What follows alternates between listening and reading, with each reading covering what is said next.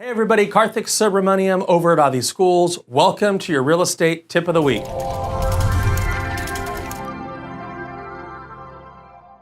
Many large institutional owners of real estate will form a real estate investment trust. Now, part of the benefit to a real estate investment trust is it is a pass-through entity for tax purposes. What that means is, in a standard C corporation, for example, you'll have double taxation. That is, you'll have the corporation being taxed at the corporate level, and then when those profits in the form of, let's say, a dividend get passed down to shareholders, shareholders pay tax at the individual shareholder level. So the government actually kind of double dips. They get, if there's $100 in profit, the corporation has to pay income tax on the $100 in profit at the corporate level, and when it flows down to the shareholders in the form of a dividend, the shareholders pay income tax on that $100 at the shareholder level.